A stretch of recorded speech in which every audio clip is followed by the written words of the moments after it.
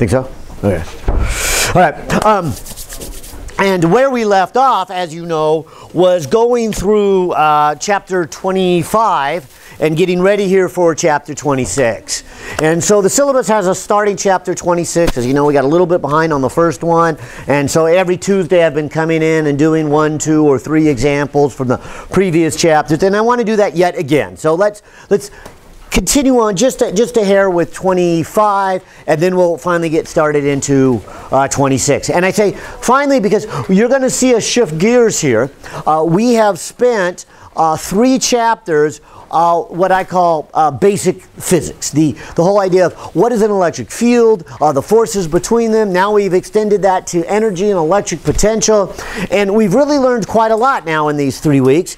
And so the next 3 chapters following this are what I call application chapters. So we're going to go from basic physics to applied physics. We're going to take what I always think is the important step, and the whole reason of learning the physics is how can we use it? How can we apply it? And so the good thing in all of this is that there's not too much new learning when we get into the applied physics or the engineering. We just have to take the information that we've learned and apply it. Not to say that that's easy in itself either, but I do tend to think it's a little bit easier. And so if I was quantifying this class in terms of difficulty, as I think I already told you, that first chapter you come in after summer break and you hit chapter 23, it can just be a doozy. It's just a rude awakening. And these next 3 chapters, or these last 3 with Coulomb's law, and then Gauss's law, and now with electric potential. Some of those integrals can be a little bit challenging, and I think it's starting to sink in for you. Some of them are still struggling along. Let me just forewarn you, what happens in 9 days? Yeah, can you believe it? We're here already. So we're ready for our first exam. And so in 9 days, Thursday, not 2 days, but in 9 days, we have a test coming up. And it is on the first 4 chapters. And so we are ready to start chapter 26, the last of the 4 chapters to be on the test here, but that kind of summarizes where we have been and where we're going. And so I'll start off with this picture that I've been drawing, and it's, I think, worth keeping in mind here that if you are looking at the position of the charge or the velocity of some charges or the acceleration of charges, those are interconnected through our mechanics. And when you know one, you know the other. Now you get acceleration from forces, which we got from Newton's second law. So all of this was the same diagram you saw in Physics 21, and you've seen me put on the board many times already. And what we were trying to get across in the first 2 chapters here was this whole idea of the electric field. And that we can take the electric field from an individual charge, we can add it up to get the total charge. That was Coulomb's law. Another alternative we had was to look at the electrical flux, which had its advantages and disadvantages. And so we spent our first 2 chapters on there. And then this last chapter, we have been working with an idea of energy, where conservation of energy can get the speed, and that wasn't new. That's still Physics 121. But what was new is that we looked at this idea of a potential, and the potential led to the potential energy, and then the energy, by taking its derivative, could also lead over to the electric field. And I'm just scanning here. I think we did a lot of good examples. Yeah, here we go. We got like the ring, we got the disc, and I did a couple from the back of the book there. And so I want to continue on with that. In fact, I guess I should finish kind of my diagram there to say we can get over there. And what we did with the balance of time, and what I want to do with these first 2 examples, is the same thing that, hey, let's look at the electric potential. Because if you know the electric potential, from that you can get the speed of things that are moving, or you can get the electric field. So one of the ones that I wanted to do really last Thursday and just ran out of time was number 33. And here's what. I'm hoping my hint was helpful in the sense that it was the magenta ones. I believe it was numbers 62 and 63. Yeah, 62 and 63, you know, I said have traditionally been the hard ones for students on the homework problem. And so I did the disk and then alluded to number 63. And then in the last 3 minutes, I quickly kind of wrote out number 62. I hope it made some sense, but at least it gave you a place to look on your notes and say, okay, why did he put this term? Why did he put this term? And why did he put this term? And then why did he integrate? And I didn't actually do the integral there. But I was hopefully you were able to work through it, or give a fair warning to those of you who maybe haven't gotten that far yet. It is there. It's the last section. You can go back to YouTube and see it if you want there in those last few minutes. But there was another one I wanted to give you a hint from, and just ran out of time. It's number...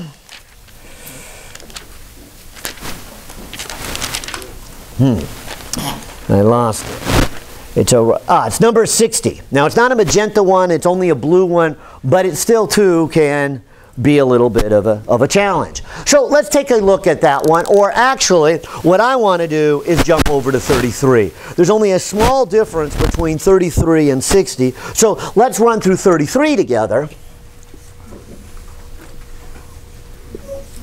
And then I think that will make it hopefully pretty obvious what to do in number 60. And so let's read 33 together, and then I'll contrast that with number 60 here. But 33 says the following. It says that if you have, well, it's actually two parts. They say that in example number 7, we calculated the potential at point P, a distance A, from the end of a uniform charged rod of length L lying on the x-axis. And so drawing this picture, they had a uniform charged rod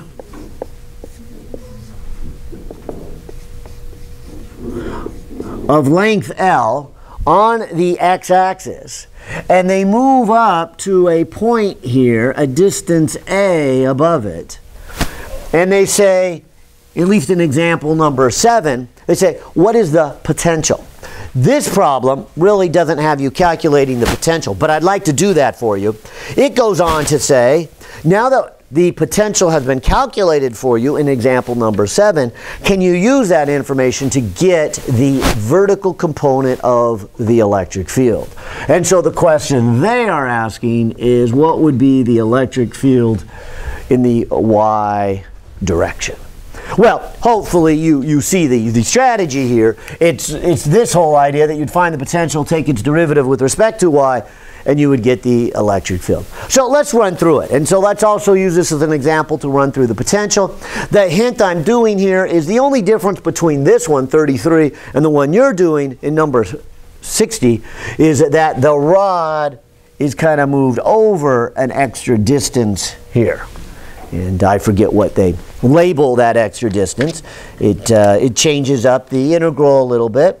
No, they change the symbols too. They then call this length over here A and that height B. But other than changing up the symbols, I'm hoping it'll make sense to you. So let's run through this again. Here was the key to this, that the potential from a point is Coulomb's constant times the charge of that point divided by R. That was this whole idea. And once we know the potential at a point, we can find the potential, or excuse me, the potential from a point charge.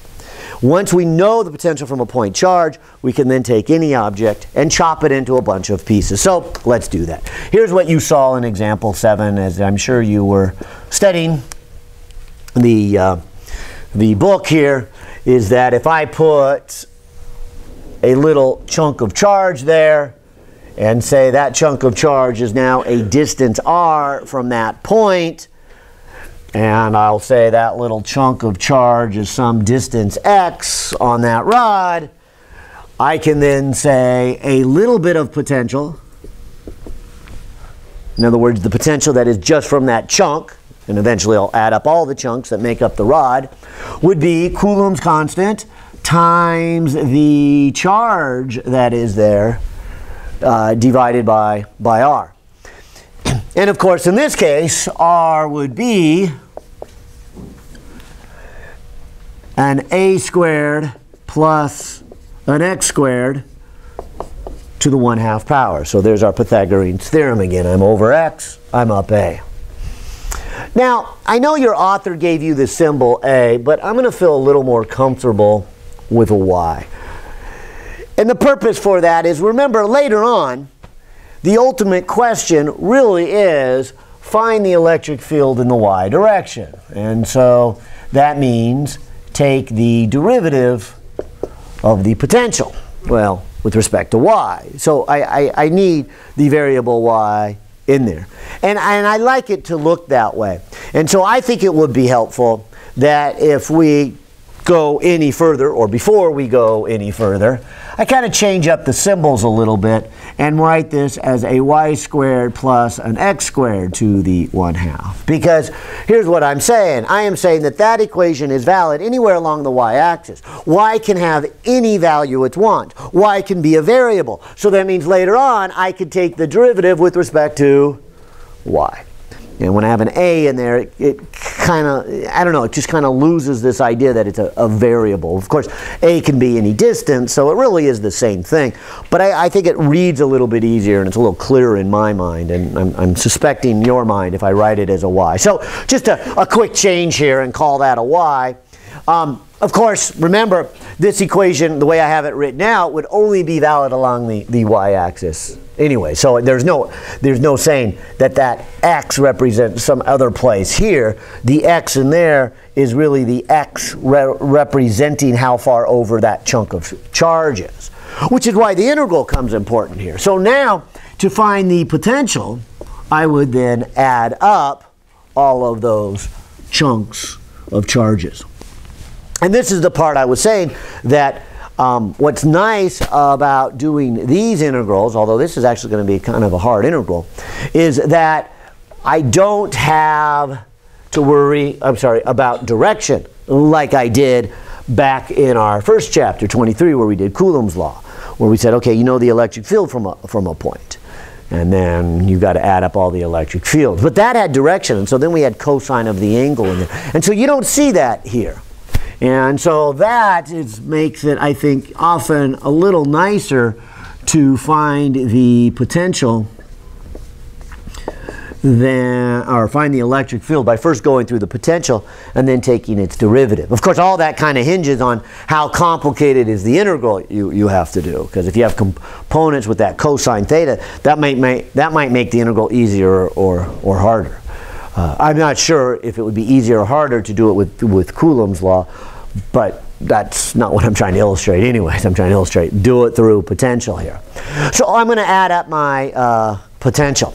And also this gives me a chance, now that we're kind of doing this for the third time, the third chapter, is that this can be a tough step. This could be a tough step, just seeing how do you set up the integral? Why are you doing the integral? And so again, let me just remind you what an integral is. It is a summation of a bunch of points. So I have this integral, and and then I want to add them all up. So I just put the big S. Remember that. It's a big S, meaning summation. Add up all those pieces. And of course, I think the other tough part of just setting these up is that dq, right? This q right here kind of looks a little funny because, you're used to seeing integrals in a calculus class with things like dx and dy, not dq's. And so for these to make sense, I really think you have to, as I've been saying, you've got to read them. What does each term represent? But before you can actually even do an integral, you do have to change it to a dx. That's not a surprise. I mean, I'm sure in your mind, way at the very beginning, you're like, well, I got to add up chunks of charge. So I would have to add up from x equals 0 until x equals L. And sure enough, I'm not going to actually do the integral until I convert my dq into a dx. And so, yes, I do got to convert it to a dx, but I think it's easier to take this in small steps and say, look, don't even worry about a dx. I know that's going to have to come eventually. And so here is my little point charge, and I'm adding it up.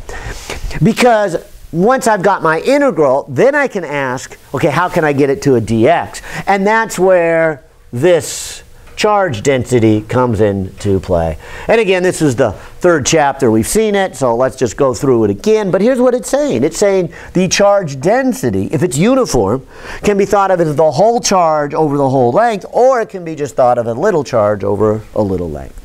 And so when you think of it as a little bit of charge times a little bit of length, or charge density, is a little bit of charge per little bit of length, then this part right here is the dq. And I'm hoping you can see it here in the math. I'm bringing the dx to the other side, so lambda dx is my dq. And so that's my change of variables. That's how I make it into a dx. And again, very, very visual, if you will, here in terms of substitutions in terms of quotients. And of course, as we just said, now that we've changed it to a dx, there's going to be the limits of my integration. Start at 0 and go to L. And so, again, one of the reasons I thought this would make a good example is that I end up with an integral that is really not a fun one to do.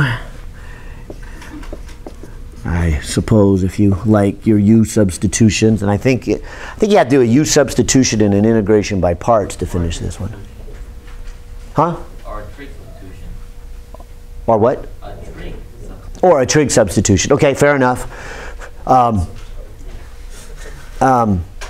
But what I thought I would use is my book. The reason your author lists in Appendix B all of these out is so you don't need to, let me save that page there, commit too much time into spending hours, especially on an exam. You would have this nice little table. So expect, you know, that if it does come out to be a real hard one, I would give you the little formula for it. And so your author has it here. He lists it, and actually, I'm going to maybe I can get a piece of paper here for a second. But he lists it in Appendix B purposely because he says this is just a natural logarithm. And it doesn't surprise you. You do see it downstairs, so you expect to see it upstairs, and you expect to see a square root. But there's a couple of things. I believe it's that. Let me double check here. That if you worked it out, you would see it. So dx square root of x squared plus a squared is ln x plus, yeah. And so it's this extra piece that you need to cancel off. And if you take the derivative, you'll see that. All that was a long way of saying, feel free to use your integral tables, okay? This is not the calculus class that's teaching you how to do that. I trust you have done that by, now I don't know, is it trig substitution or U substitution in parts? I'm not sure, but I know after a few steps we can come up with that. On the test, since we won't have access to table U. Yeah, so anything that would be like this complicated, that would be a multiple step. Anything that's not just simply a U substitution, if it's a U substitution and something else, or if it's a trig substitution, yes, I would give it to you. So, was that your question? Huh? We don't bring the table with us? No, don't bring the table with you. Yeah, yeah. And quite frankly, it's going to make it, I think, the test a little bit easier, because if you see in the problem that says, hey, this might be useful, it probably is put there for a reason. If you didn't need it, I probably wouldn't bother to do it here. So again, the point here is this is not really to test you on your math, although obviously you have to know how to do your math, but it's about the physics. So to me, the real key to the problem is right here. Setting up that, setting up that, setting up that, not actually doing the integral. And so I did kind of want to take this as an opportunity to explain that. And oh yeah, and I guess I'm not done here. This is the integral, and then I have to put the limit 0 to L. And so I'll keep working on that. But again, later on I'm going to have to take the derivative. And so my point in this was trying to say, as the test approaches, this is what I would be grading on, and this is what I would be looking for. You know, would you be able to know the potential from a single point? From that, would you set it up as an integral? From that, would you convert it to a dx? Then this would be kind of a minor step in my mind, although it could be hours or at least half hour if you did it by hand to come up with this. That's why I would give you the table. And so that's not the important step to me. It's an important step overall, but it's not really what teaching physics. It's the math. Am I making myself clear? And then the next stuff I would start looking for is after that integral, where you're asked to take a derivative. Okay? But let's do this substitution here. So the potential now becomes Coulomb's constant times lambda. And as we put in L, this becomes the natural log of L plus y squared plus L squared to the 1/2 minus L, and then I'll put in the 0 for x. And I'll put in a 0 there and a 0 there, and I get the natural log of y. Maybe two more steps, and it'll look like the author's example 7 if I do that. The first one being this lambda. Remember, lambda was something I created along the way. They gave me that the charged rod had a charge Q and had a length L, and then I kind of invented the lambda. So let's make sure we get our answer back into the variables that were given. And in this case, it's taking advantage of the whole charge over the whole length is the same as what we did back here, where we had a substitution where we had a little bit of length and therefore a little bit of charge. The other one is to remember a nice property of logarithms, and that is when you subtract two logarithms, yeah, you can write it as a quotient. And if I do that, then for those of you who might have studied example 7 in great detail, you'll see that's what the author got in example 7. And that's what this problem is really saying in 33. Start from this point right there. Okay? But like I said, I wanted to use it as an opportunity to just kind of go through setting up the integral again and then showing you, hey, look up your tables when it's something this complicated. Now, I can finally get to the second half of this, which is the question here. Okay, use that potential to find the electric field. At least the electric field in the y direction. We don't have the ability to find it in the x direction by the way we set it up. We don't have that variable in here. It's not like we did it at any random point with an x-axis. That would be a more general calculation. Y is not a constant. Right? Y is a number that I put here that could have been a 7, it could have been an 8, it could have been a 9, could have been any number I set up. Nothing would change in any of these steps if Y was a 7 versus an 8. Okay?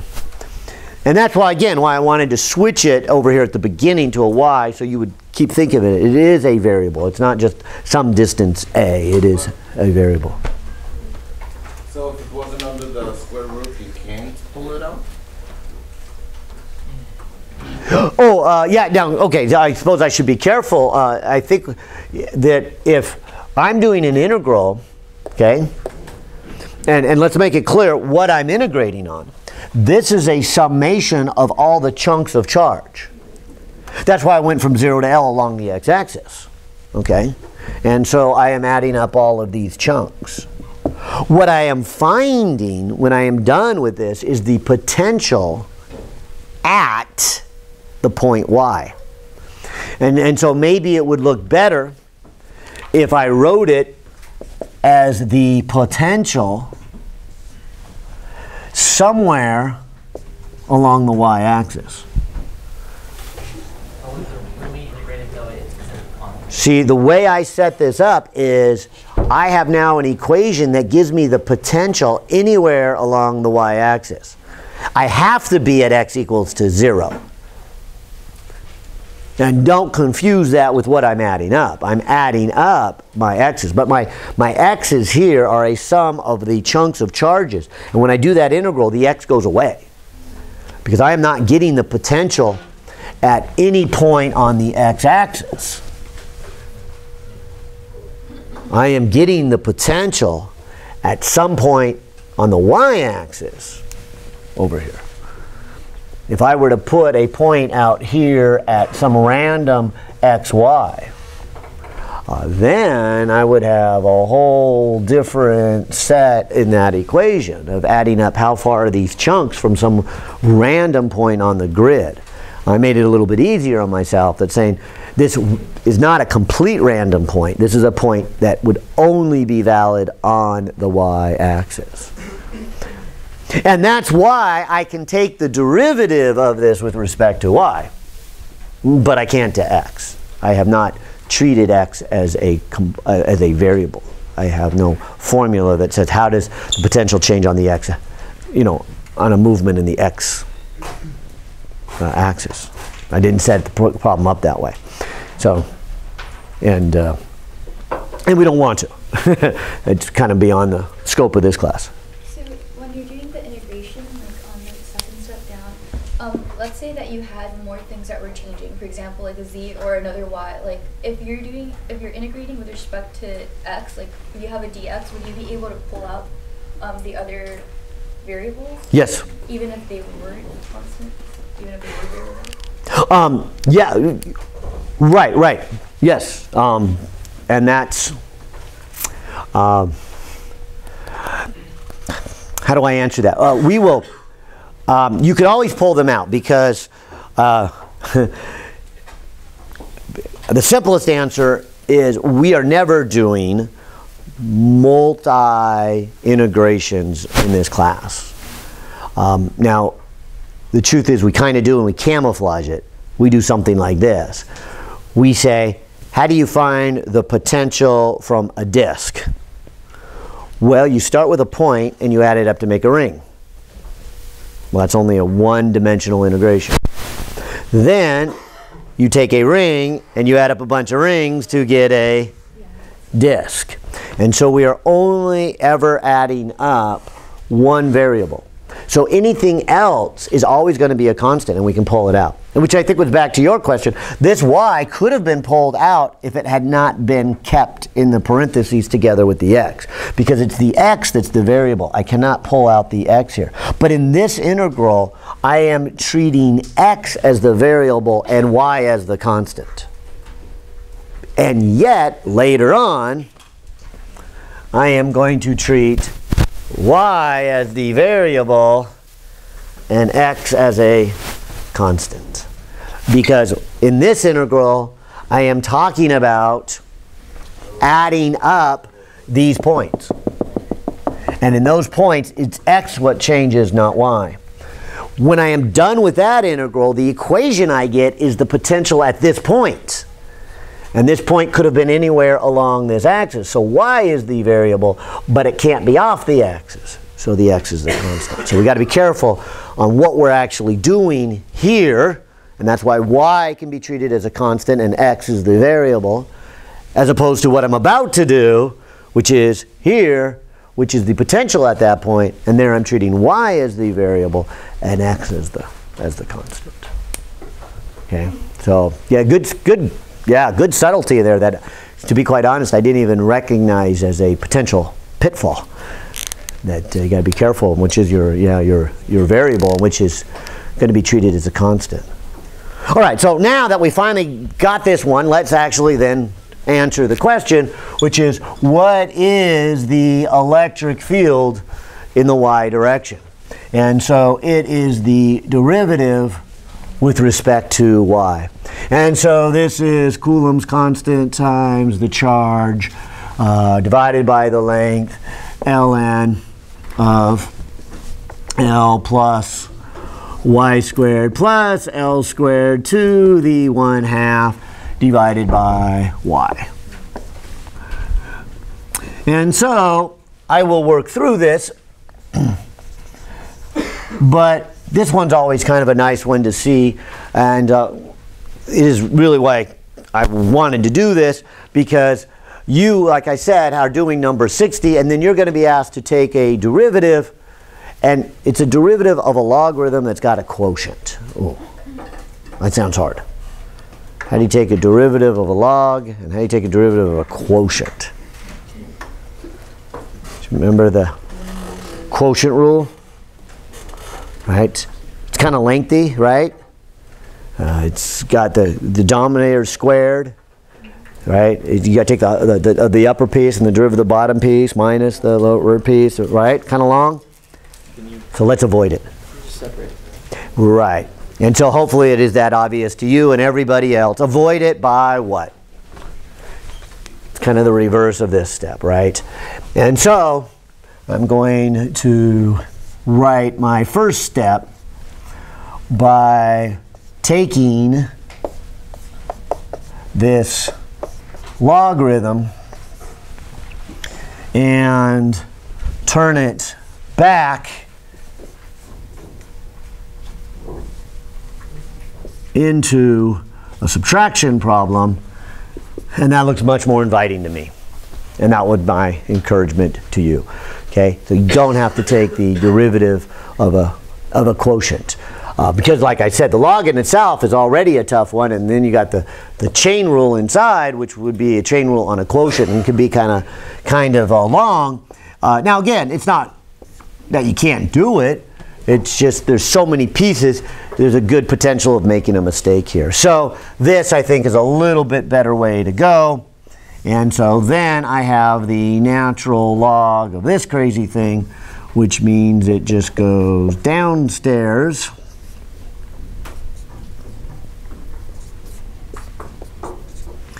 When you take the log and then the chain rule. And so as we take the derivative with respect to y, that's a 0. This then becomes a 1/2. I'll leave it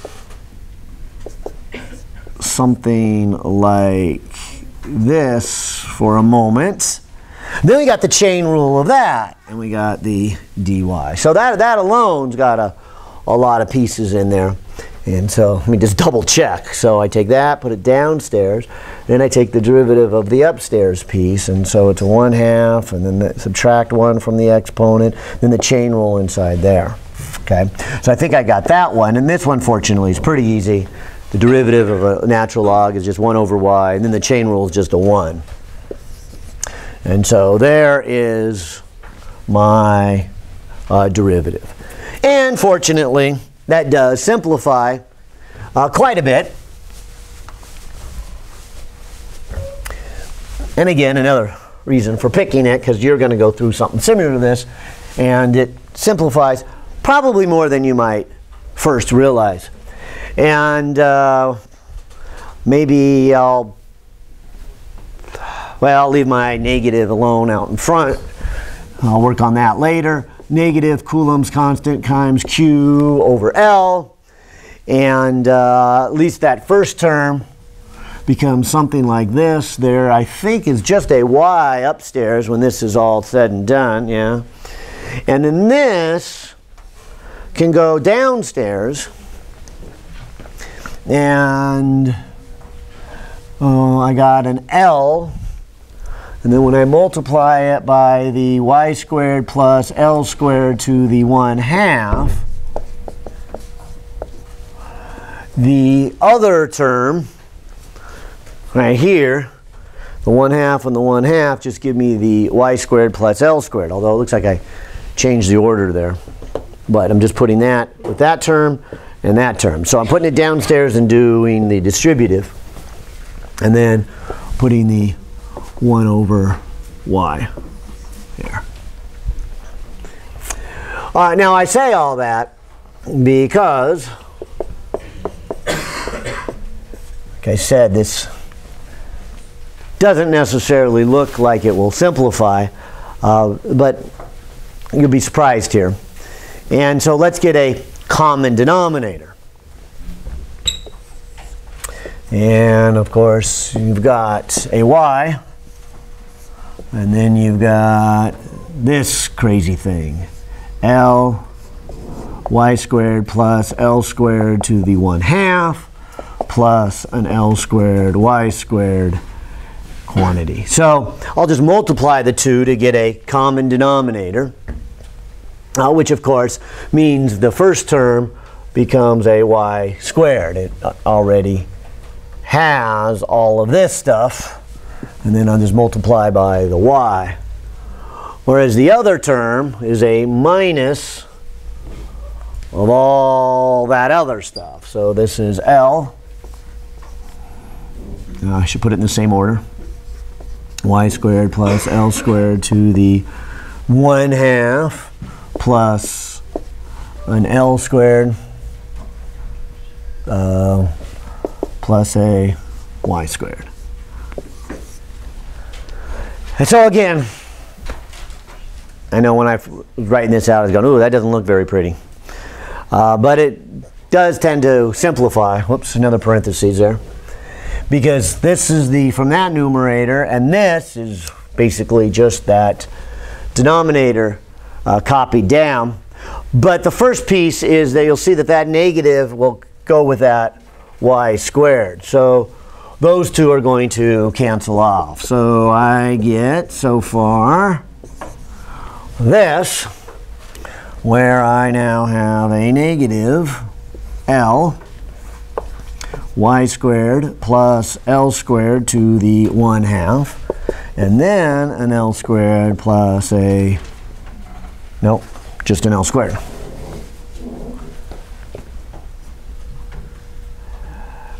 Negative there and negative there. Okay.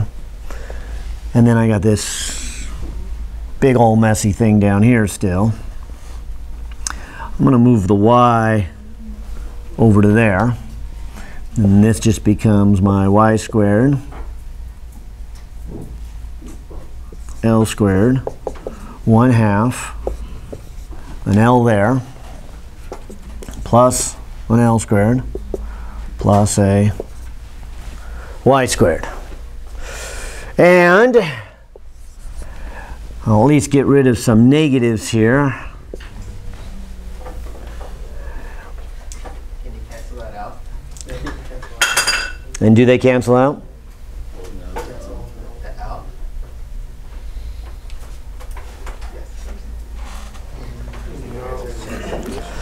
That's got an L, that's got an L, that's got an L, that's got an L. Just got an L out front. But the denominator has an L. Over there in K. Oh, you mean this L here? Yeah. With those L's? Oh, okay. I'll do that. Sure. That's not the hard one I was looking for, but I'll do that one. Sure.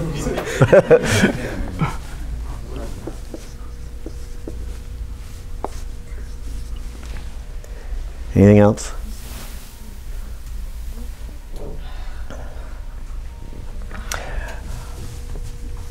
Now, I'll leave the numerator alone for just a second.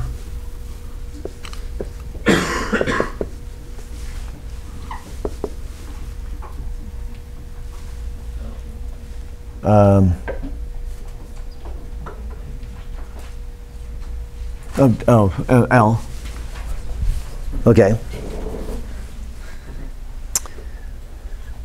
What if I were to factor out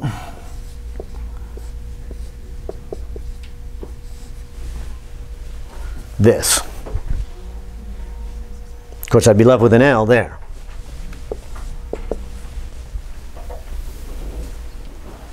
And if you think of that as one group,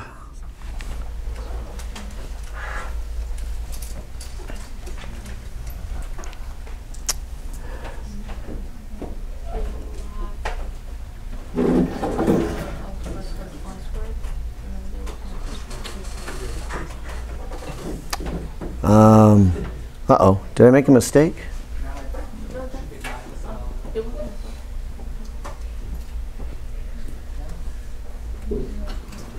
Wait.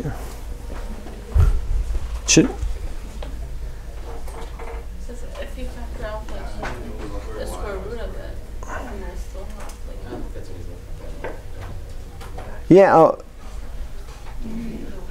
Wait a minute. So I factored out a square root. Yeah. Okay, good. So if I then I would be left with a y squared plus an L squared with a 1/2, right? And that's the hard one to see. And that's part of the reason I wanted to go through all this algebra, because you're going to do this and that may elude you a little bit. But that times that gives me back to this. But what do you notice about this quantity and this quantity? Amazingly, they are the same.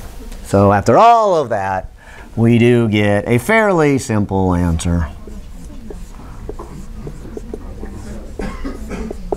And that's what they were kind of after, all that. And so this one was what I would call more math intensive. And I guess maybe even a little debatable if it should be a blue one or a magenta, but your author put it as only a blue. Probably because the physics was straightforward and the math was the more complicated piece of it. And he might be just kind of blowing that off, as I often do. Oh, it's just math, you know. But obviously you have to do some of that, pieces of math. All right. Well, let me try another one here. As I said, I wanted to do a couple more. That one took a little longer than I anticipated. But I think 58 makes a good exercise one also. And they have it magenta, although I don't think it's nearly as hard as this one. But there's some harder physics in it, not as nearly as hard mathematics in it, and that's probably why. Here. Here's what it says here. I'll start with a picture. They show 4 objects. 1, 2, well, I'll just 4 before I label them. Yeah, they label them number 1, number 2, and then number 3, and number 4. They have them connected with a string of length A. So they make a square, and that they say that these 2, 1 and 2 objects have a charge on them, and the other 2 are neutral. Watch, let's read the problem then. It says here, 4 balls, each with mass m, okay, so m, m, m, and m, are connected by 4 non-conducting strings to form a square with a side of length A as shown. Now, why a non-conducting string? They bounce it all out. Yeah, charges would move around. Okay, so the charges can't move around because we have a non-conducting string. The assembly is then placed on a horizontal, non-conducting, frictionless surface. Okay, so you can look down. This is like a table, and we're looking down, and we see 2 of them that are charged, and the others are not charged. Okay, but they're all connected with a string. Ball number 1 and ball number 2 are each charged by an amount Q. Okay, so I've got a Q, and I've got a Q. Balls 3 and 4 are uncharged. Find the maximum speed of balls numbers 3 and number 4 when the string connecting number 1 and 2 is cut. All right, so we're going to take a pair of scissors, whatever scissors look like, and we're going to cut that string.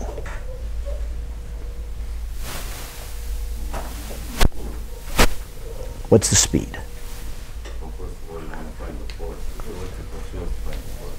Okay, so you got the idea, hopefully back here, that I should be able to get to speed by looking at energy, right? And I can get energies by looking at potentials. So I'll start off by saying initial energy is equal to final energy. All right, let's start with initial energy before I cut the string. Okay, now it's on a level surface, so we're not worried about gravitational potential energy. That's to be expected. That would not be part of this class here. All right, so it's an electric potential. What's the electric potential energy for this arrangement?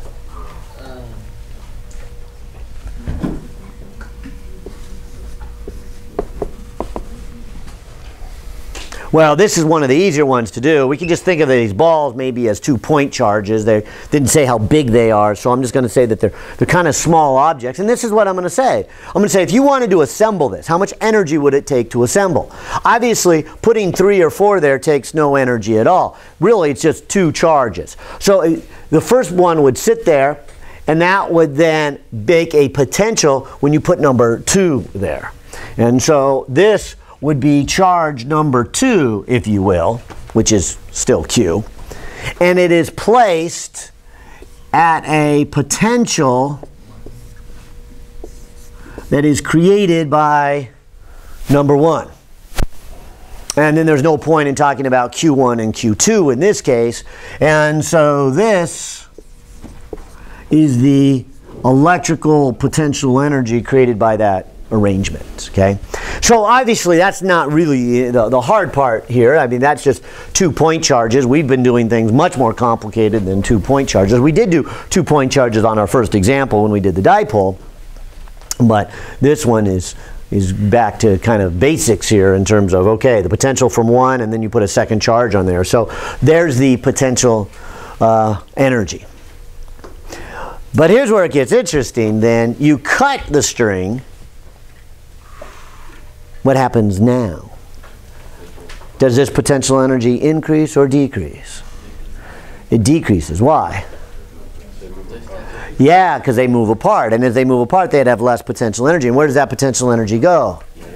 Into kinetic energy. Exactly. So that's where the kinetic energy is going to come. So on the other side of the equation, I can write something like 1/2 mv squared. Although, and I think this is why it's magenta, as I go to write kinetic energies and potentials, I need to understand the physics of what went on. The math here is going to be pretty simple. So talk to me. What happens here? Does this do these guys just go shooting off to infinity? No. And the potential becomes 0? No. Yeah, because they're still tied, right? So what happens to them? It'll be the same rotation with 3A. The rotate around. Yeah, so aren't these going to kind of like swing down here?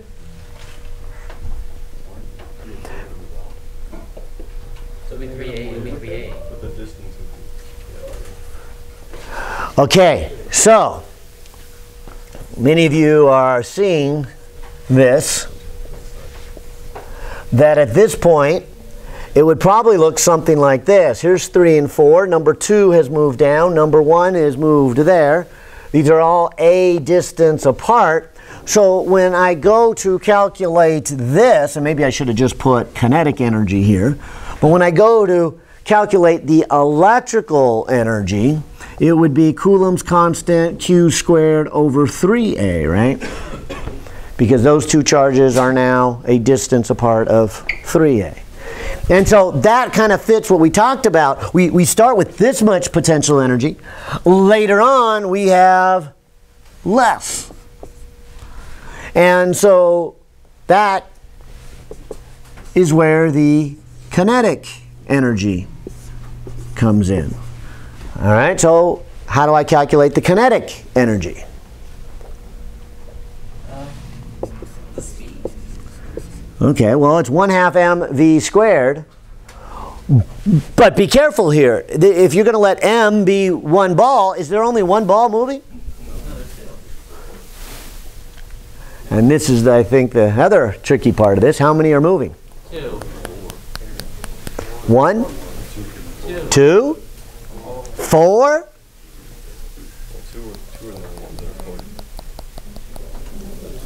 And so we have to go back to our mechanics. Where's the center of mass before I cut it?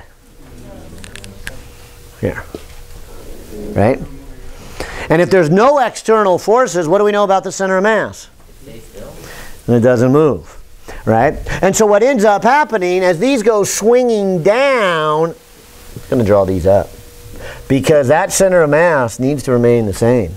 And so ball 3 and 4 are moving up, and 1 and 2 are moving down. And so when I go to calculate the kinetic energy, it's not 1 object, it's 4 objects, right? Don't miss that. And then how do their speeds compare?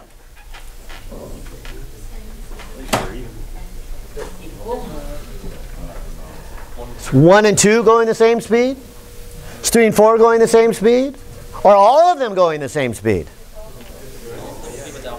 Again, center of mass can't move. So if you've got 2 objects going up that have the same mass and 2 objects going down, they've got to be going the same speed. And so we're back to our conservation of momentum. We're back to our center of mass problems. And so I'm going to put a 4 here to say this is the kinetic energy of one object. And hence this is the speed of one object.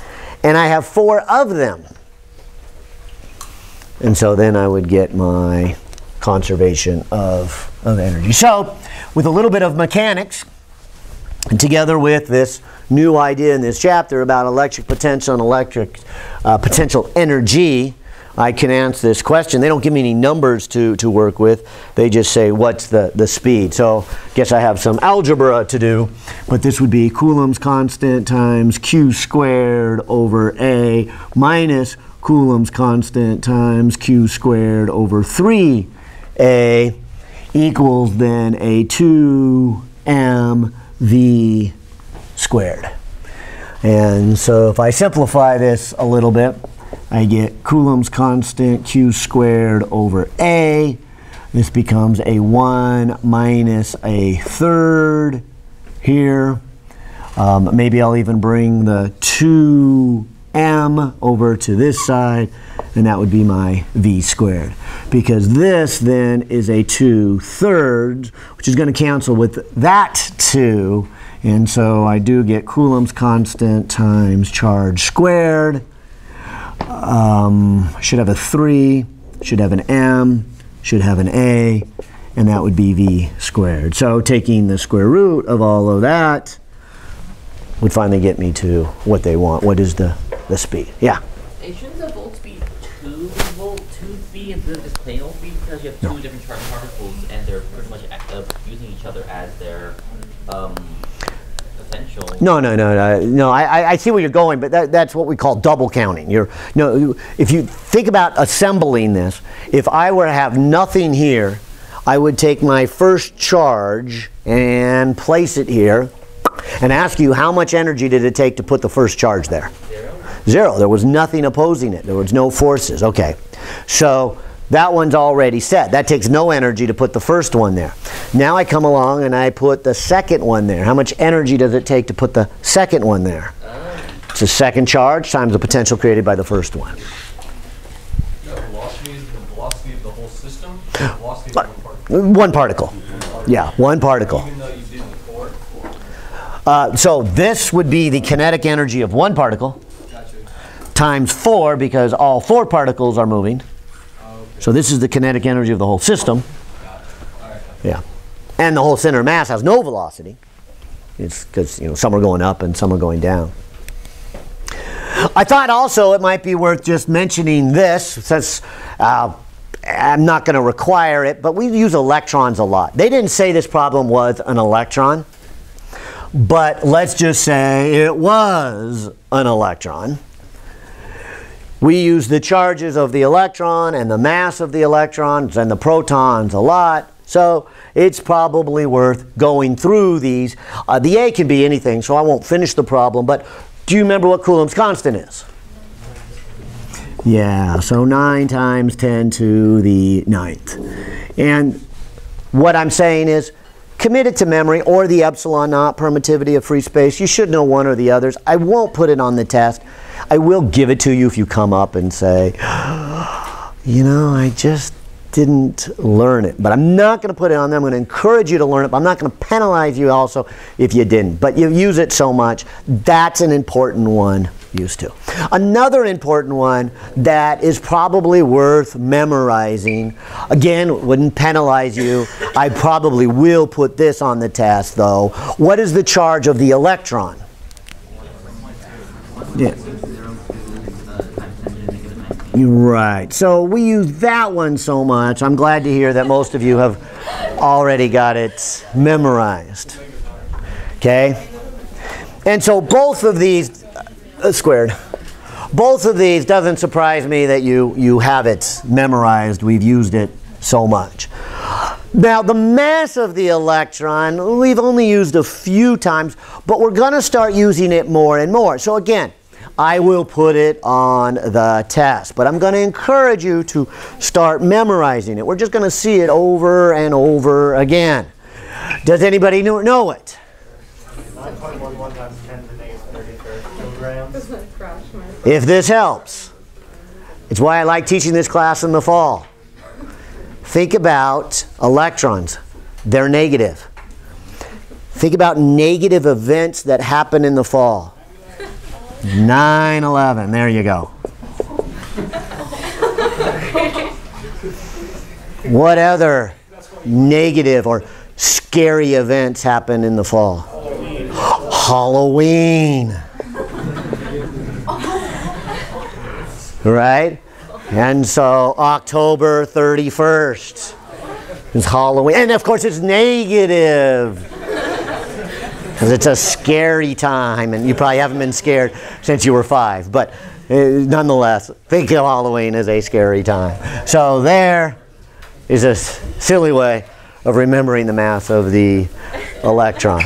And so then the array, and you can calculate this. But you're going to see those a lot. And so like I said, I'm not going to insist that you commit it to memory, but it's not a bad option. Okay? And so there would be our little formula. All right, now, maybe I shall do one more, because it is a nice one that ties in our potential, a little different than the other ones we've done. It is another magenta one. But it also couples back to the last chapter, because I'm about to start the following chapter. And when I start it, one of the first things I'm going to say is this is an application chapter. So to do, you need to remember all the things from the previous chapter. We got to put them all together. And this one makes us go back to Gauss's law a little bit. All right, here's what it says. It says that a Geiger tube is made from a coaxial cable. Well, let me pause right there. Part of the reason I wanted to see this is you may not be familiar with a coaxial cable. You're going to see it a lot from here forward. Here is a coaxial cable. We have cut it and stripped it so you can kind of see inside. I will pass it around. We've got 3 of them here. But when you look closely at a coaxial cable, as the name implies, it has a wire in the center. And wrapping around that wire is another conductor .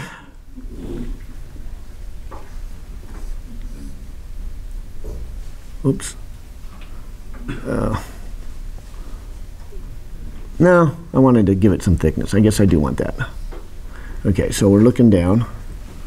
Okay. And so what I have are 2 cylinders, if you will, with a common axis of symmetry, coaxial. And so as you look, you will see this. And this was probably the best one. These are a little smaller, but they show the same thing. They show a conductor, and then between the conductor is some material that is an insulator, so that charges on the inside can't go to the outside. Okay? And so that's the piece of plastic that you'll see up there. So we've got a wire sticking up here on the top, we've got some insulating material here, and then we've got a coaxial cable there. And this has a lot of really nice properties. And so like I said, this is just a good example to introduce you to coaxial cables. You're going to see them in the lab. We're going to talk about them a lot. We are going to see a lot of their properties. The first obvious property of this is, what if there is some charges out here that are making an electric field?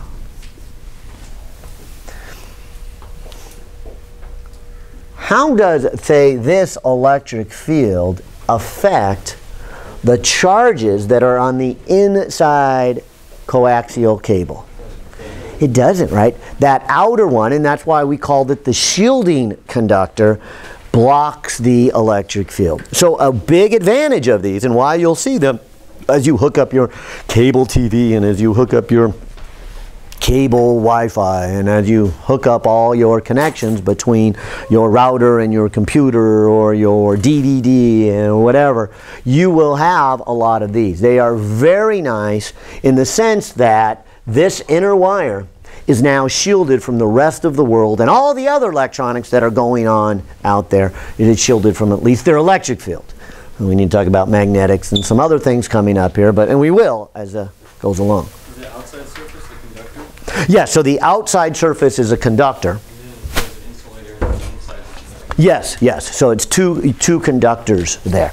And so that's just the first property. As we get started probably in about 40 minutes, we'll show you another nice property of the coaxial cable into the next chapter here. But the coaxial cable has some, like I said, some nice properties, and that's the first one that you see. And so that's what a coaxial cable is. So when you see that in lab, when you hear a problem on it, let's start there. So here's what this says. This says a Geiger counter is made from a coaxial cable.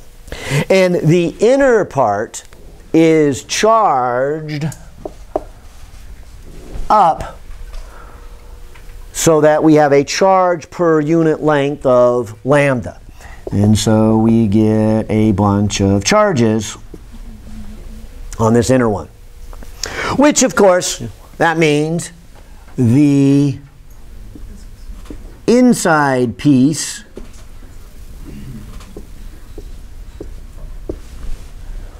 of that coaxial cable is going to have some negative. Now, assuming, though, of course, that the charges that were on this inner piece, and the reason it's positive is because we took electrons off and we put it on the outer piece, the whole thing would have no net charge, and the electric field then would look something like this. It would be pointing radially outward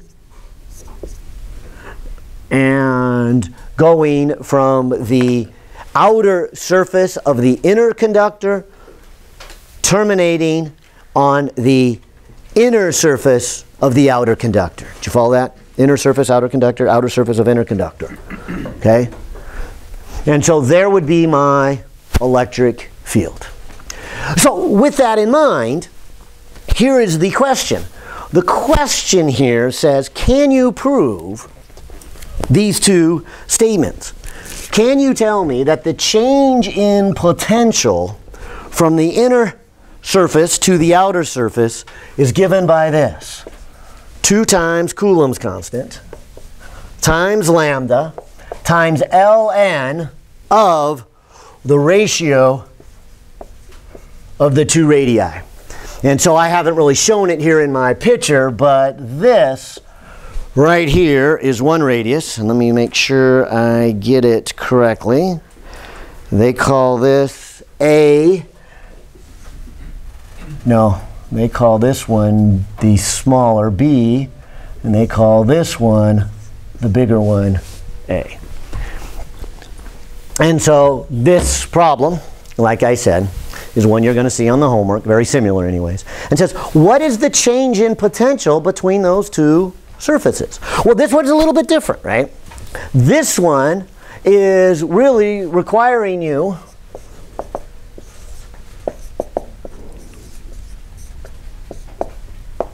to do that. What is the change in potential based on the electric field? And again, the reason I picked this one is it is a little different approach. I am not taking chunks of charges and getting the potential, as I have done in many of the past ones, but I'm going to get it from the electric field. And the reason that clues into me is because that's what we did back in the last chapter. In the last chapter, didn't we then make a Gaussian surface and find the value of the electric field? So, as a review, let's backtrack one and say, all right, Gauss's law.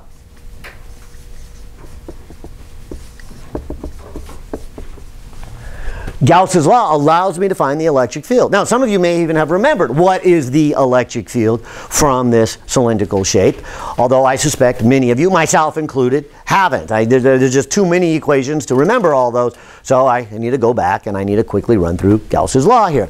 So I'm going to quickly review and go back to Gauss's law. This will be my Gaussian surface, kind of this red dotted line hanging down something like this. And so I will give it a length L. I will give it some radius of R and say, all right, what do I have here? Now, I'll go a little quicker than we did back in the last chapter, but you remember one of the first arguments we said was to say, let's take the dot product. And let's set up a Gaussian surface such that the electric field is either at 0 degrees or 90 degrees to the surface so that we can do our integral real easily. And so one of the things we saw was that the electric field was radially outward. And so the rounded part, the face part is what I called it, meant that the angle between E and dA was 0 degrees. And so it just went kind of straight through. And the, excuse me, the angle would be 0, and I would just pull the electric field out in front. Where the other surfaces, which you might call the top and the bottom of this cylinder, the flux is 0 going through there. The angle is 90 degrees, and so that one we just said, well, that gives us 0, and so we didn't worry about that one. The charge inside would be the charge density times the length. And so as I take this Gaussian surface, I've got a charge density and I've got some kind of length. Okay?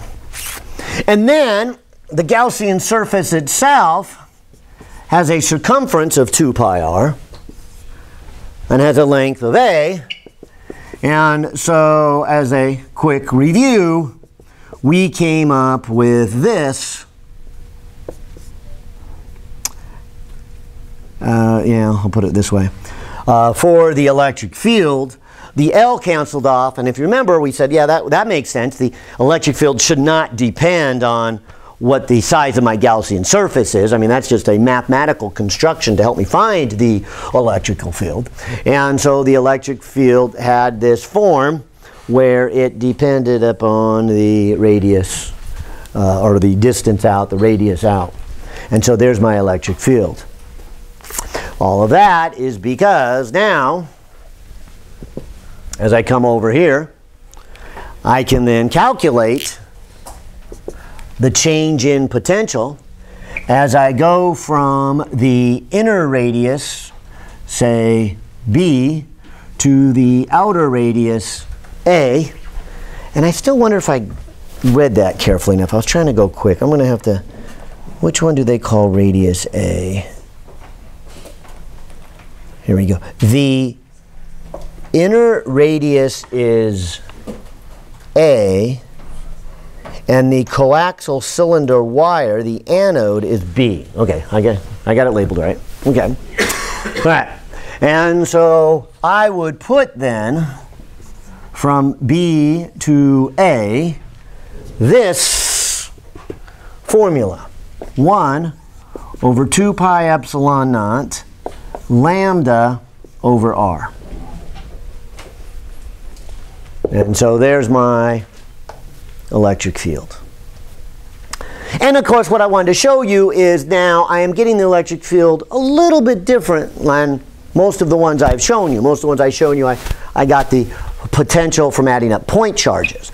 And by the way, I got the potential from a point charge by coming back to the fundamental definition and doing this integral, if you remember. So we really only did this one time. We used it one time to find the potential from a point charge, and everything past that we've been just adding up point charges. But this one seemed a little bit easier to go back to this because I know how to calculate the electric field from the Gauss's law here. And so then I'm going to just put a dr cosine of 0 degrees. And what I mean by that is this is a dot product, and so I've got to do an integral from some beginning to some end. And in this case, I am going from the outer radius of the inner conductor out to the inner radius of the outer conductor, right? So I'm going to integrate along that line. So I'm going to integrate radially outward, dr. But you can see then my electric field is also radially outward. That was the neat thing about doing Gauss's law again. And so that's why this cosine of 0 comes into play, which I love cosine of 0. It's just equal to 1, and it falls out of the equation. Which then you can see the integral itself is pretty easy. We've got a minus, we've got a 1 over 2 pi epsilon naught. I'll even put the lambda out here. Those are all a constant. What is the integral of 1 over r? It's ln, right? ln of r evaluated from b to a. And so I'll kind of clear this off a little bit here. But I then have minus lambda 2 pi epsilon naught ln, and in this case would be an RA over an RB. And that would be my change in potential. Okay. We can debate if we want the minus sign here, but let's start with that. Kind of finishing up the, 7 minutes after. Got to finish up this chapter.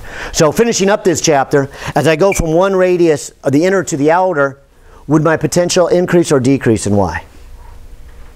It would decrease. Decrease, why? I'm going with the electric field, exactly. And so remember that as you move with the electric field, that's a decrease in potential.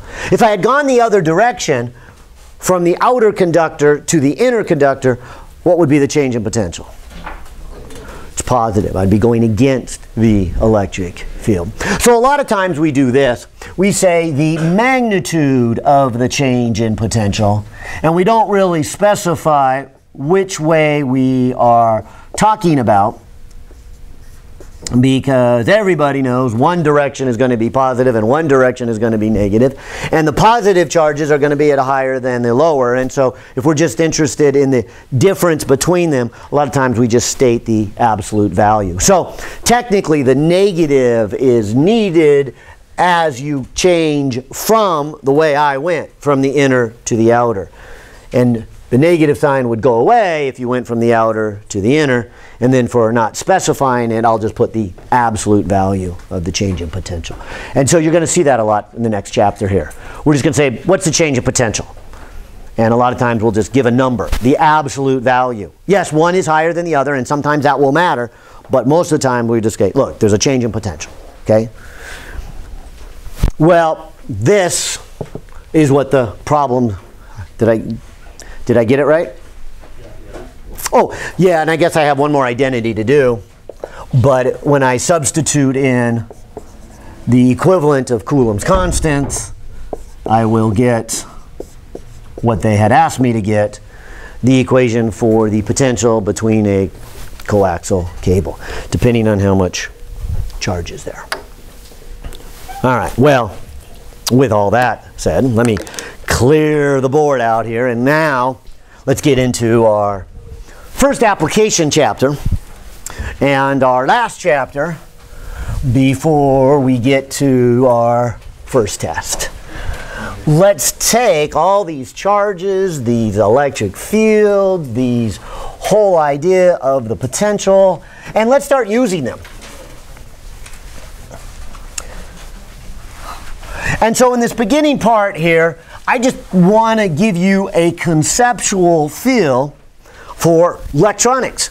And we're going to spend the next 3 chapters introducing you to circuits, introducing you to electronics. And I suspect many of you have already been introduced either in another class, like some of you are in circuits, some of you did a basic circuits or engineering at home or in your garage. Others of you probably haven't. This comes from the idea that you've never been exposed to things like capacitors and resistors and batteries. And so that's where we get started. Let's introduce you to the first idea of basic electronics.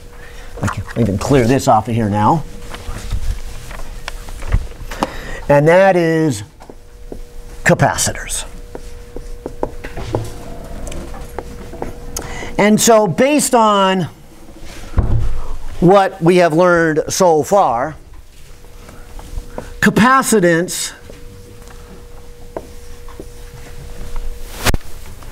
is probably the first place to start to teach somebody kind of their basic circuitry, at least based on the way we've learned it so far here. It's not the only approach, but it is a good approach here.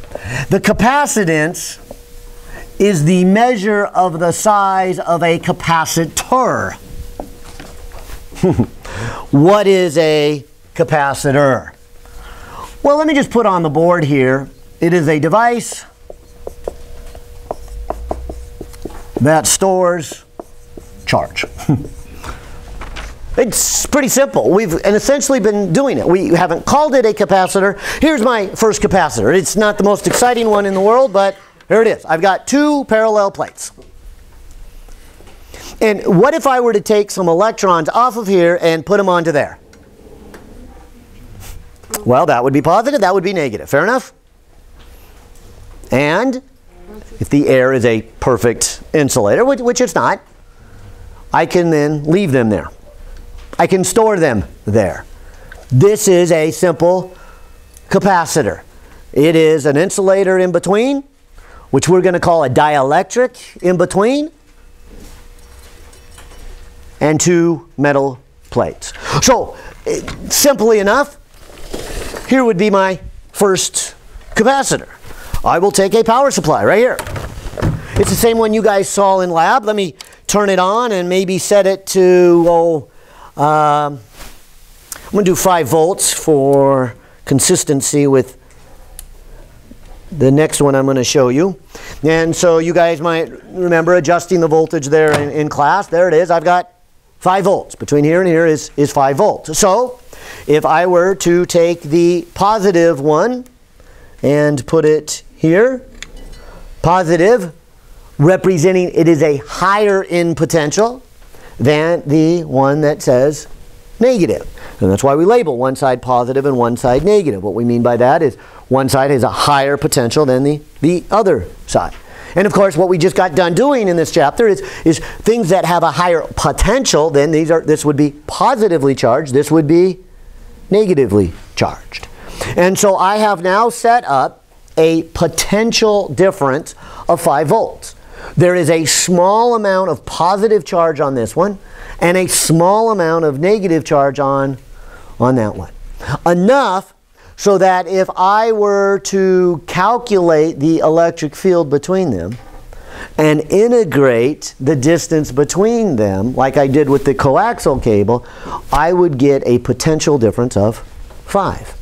And we'll do that soon, but I don't want to get into the math quite yet. The first part of this is I just want you to understand what is a capacitor. And then the second part, I want to actually then use it for something, show you why you would care about a capacitor before we get to the math. Yeah. Does it block DC current too? That is a good use of a capacitor. Yes, yes. And in fact, when this semester is done, we will have about 4, I can only think of 3 right now, but you'll see 3, maybe 4. There's got to be a 4th one. But there's many reasons for a capacitor and the usefulness of a capacitor. And that is one of them, although that's not the one I'm going to share with you this chapter. But yes, that is a very good, useful one. Yeah. What is the battery count of a capacitor, or is it a different thing? Different thing. The battery, and this really isn't a battery. Maybe I should have hooked it to this one here. Okay. But a battery gets its charge from a chemical reaction. There's not a place in this battery that has positives on one side and negatives on the other. There are chemicals in here that when those chemicals react, they will shoot negatives out one side and lack negatives on the other side, so one side will be positive. But that won't happen until the chemical reaction takes place, which doesn't happen until you hook it up. So the difference between something like this and something like this, and I'll just disconnect it now.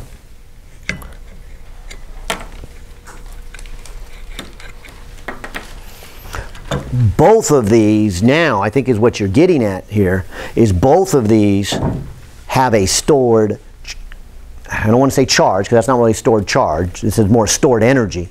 This is stored charge, and would make it energy.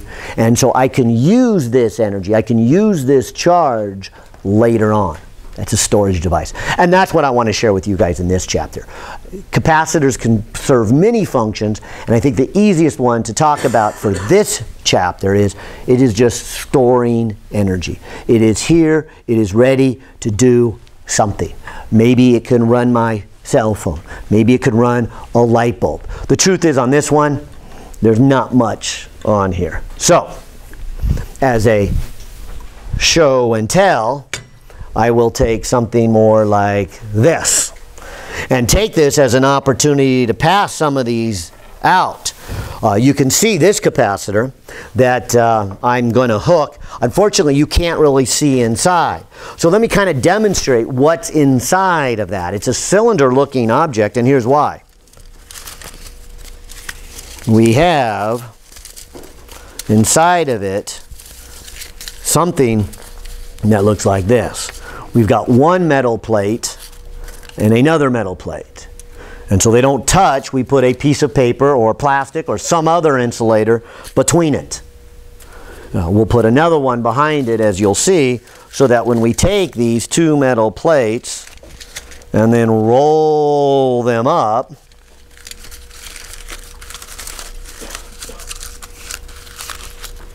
we have a cylinder-looking object, and it is really two plates. We just didn't want to take up a bunch of space.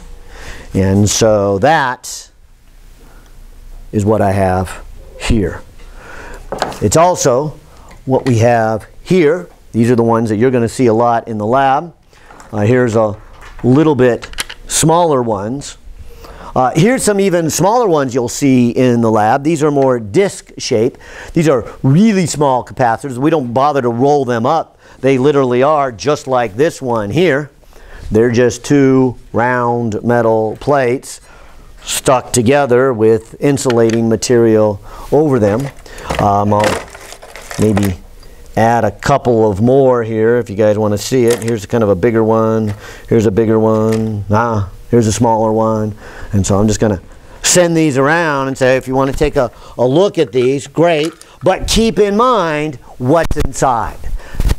Because I think for a lot of this to make sense, we got to really know what is going on internally. We've got two plates that we're going to charge, one positive, one negative. Yeah. It's possible to discharge capacitor slowly enough for it to function like a battery? Because Yes. I'm going to show you here in just a second. But again, hopefully I'm getting my first step. My first step is, you see what a capacitor is? Really haven't shown you any applications with it or why I care about it.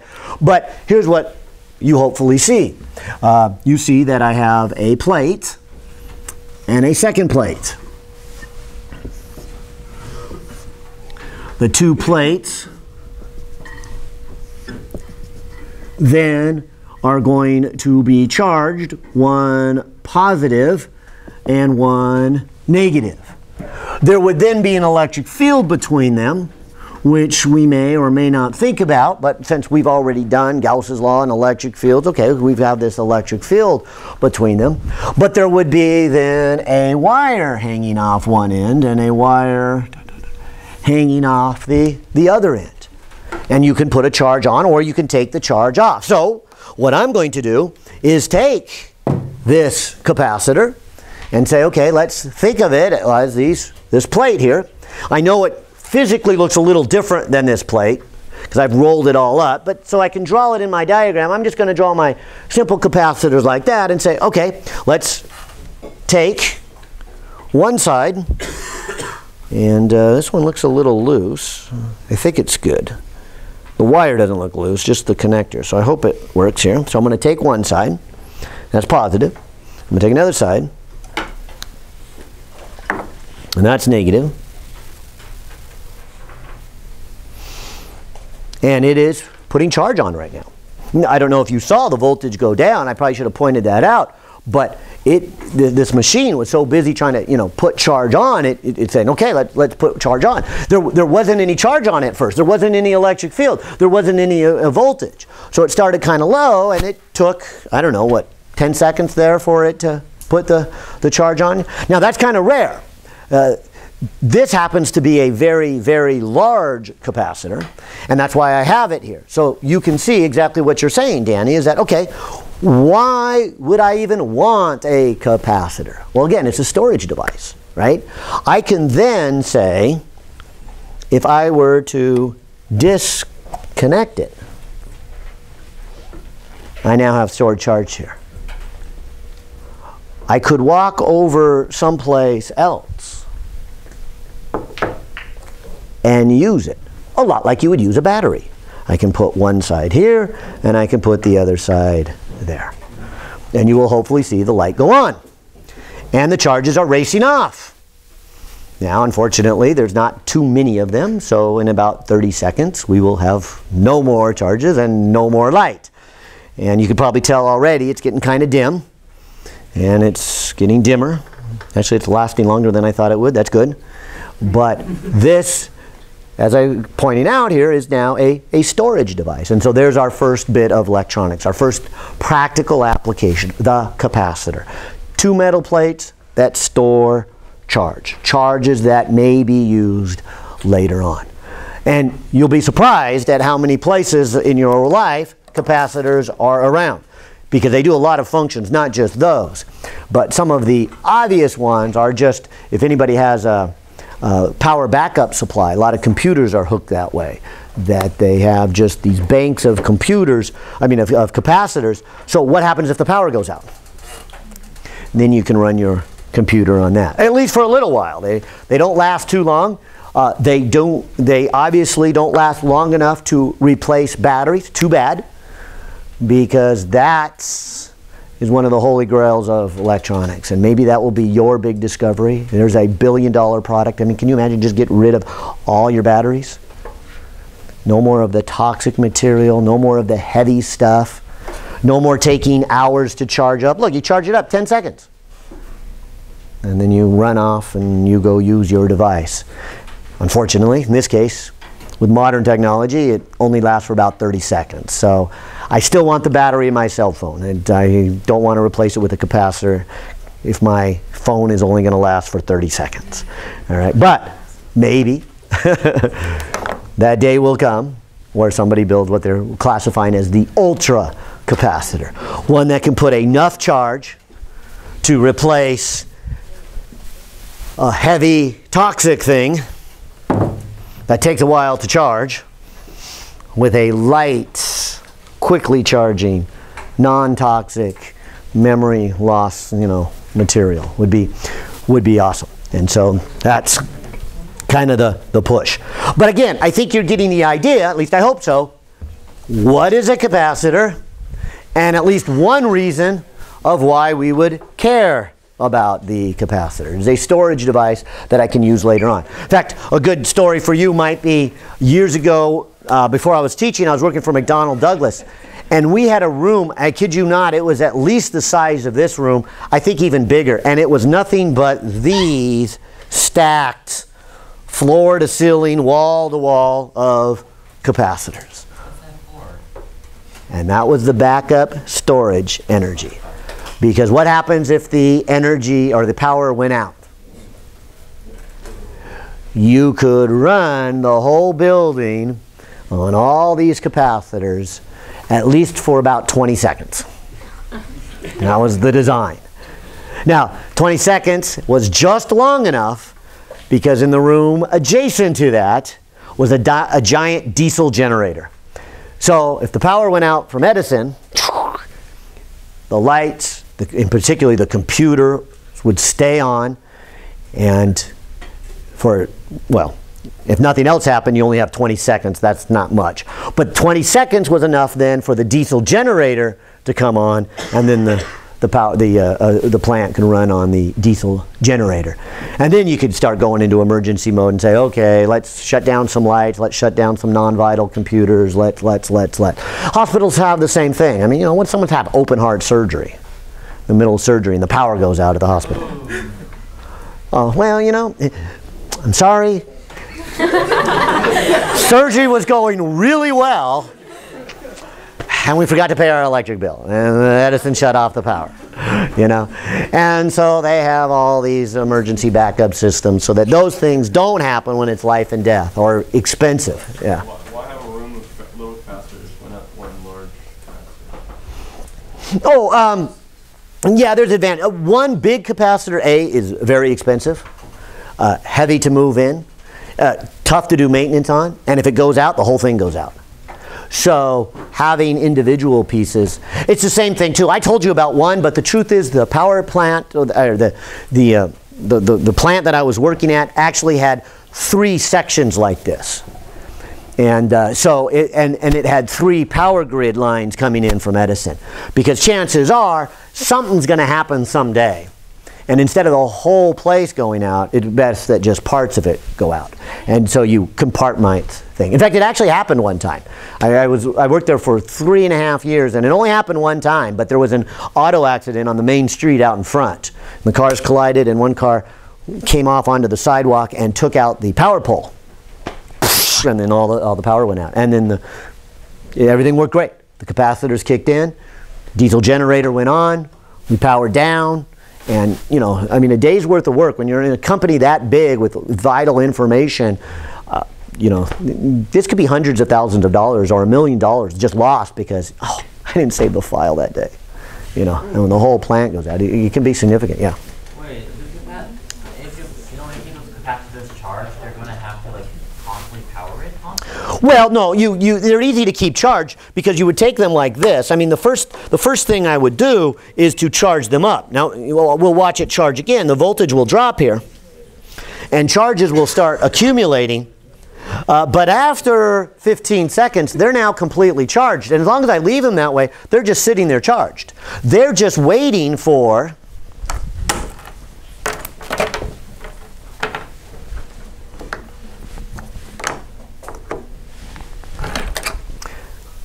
and I don't know if you're going to be able to tell this, but right now, the light's on. But the light is on because the electricity, the energy is coming from this power supply. It's going across this red wire. It's already charged this one, and it's scooping across and going through that light bulb. If this goes out and I wasn't hooked to the capacitor, the light would go out.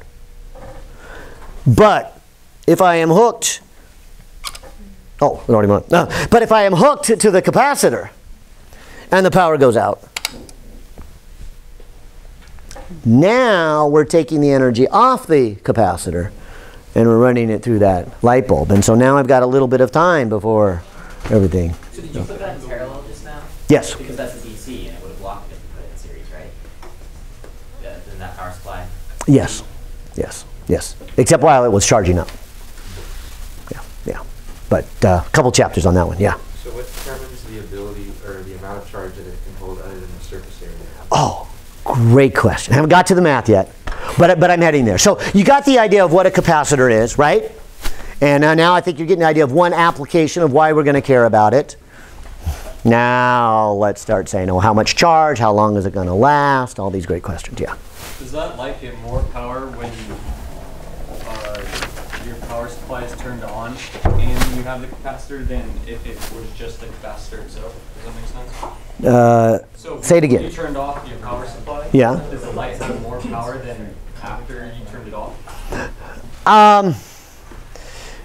Again, maybe getting a little, great questions, and we're going to see this in 2 chapters, but I would guess I'd put it this way. If I turn this on, okay, right now most of the power coming out of this is going into the capacitor and very little is getting to the light, and so the light is looking kind of dim. Okay, as it is building up, eventually this has reached its full amount of charge that's going to get on it.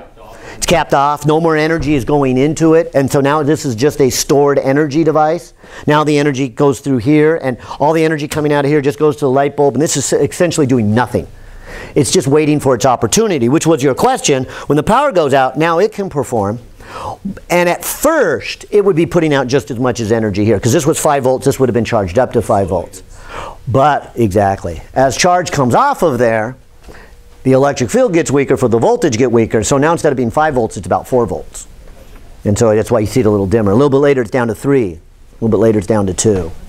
So it doesn't put out a constant voltage, and that's the other unfortunate part of the capacitor versus the battery. So the battery is, as much as we'd like to get rid of it, it's not anytime soon. It's got a lot of neat features other than the fact that it's heavy and it's usually toxic materials, and it's only rechargeable a limited number of times. So the energy to turn the light bulb on comes from the charge itself in the capacitor. Yeah. The charge is what's causing Yeah. the light. Yeah, so I know we haven't got this far in class, but many of you caught right on. If the light goes on, it goes on because charges are then moving through the light bulb. And we're going to call that current in the next chapter, but we'll wait until after the test for that one.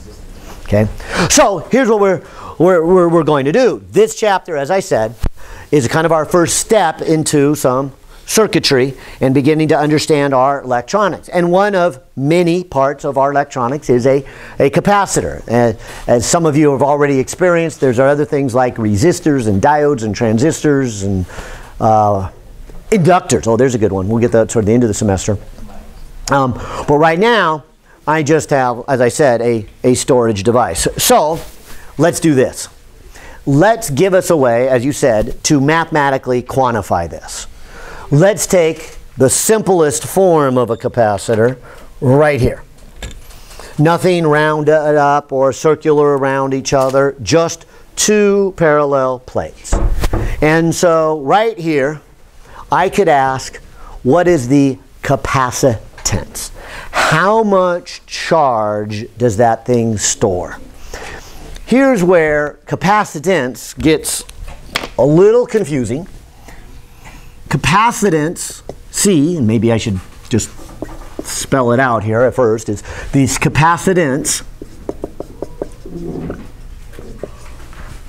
is going to be a measurement of how big is my capacitor. But it's not quite like a bucket. I mean, if I were to tell you, hey, go to Home Depot and give me a 5-gallon bucket. Okay? We call it a 5-gallon bucket because it holds how much? 5 gallons. Now, could you do less than 5 gallons? Sure. Could you do more than 5 gallons? No. Okay, so a bucket is labeling the maximum amount of water you can store. Capacitor and capacitance isn't quite like that. It is how much charge do you store for every volt that you put on it. In other words, unlike a 5-gallon bucket, if I told you the capacitance was 5, does that mean you could only get 5 coulombs of charge on there? No. It means if you charge it up to 1 volt, you would have 5 coulombs of charge.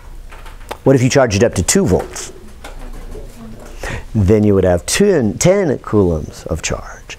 So even though the capacitor has a number of, say, 5, we can store a lot more than 5 or a lot less than 5. And so it's a ratio. It's really no different than what was electric field? Force per charge.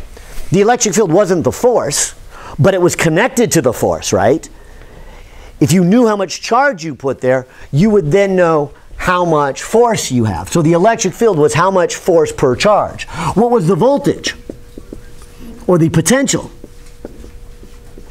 It wasn't the total energy it had, it is the energy per 1 coulomb of charge. It was a ratio. And so when you said the potential is 120 volts,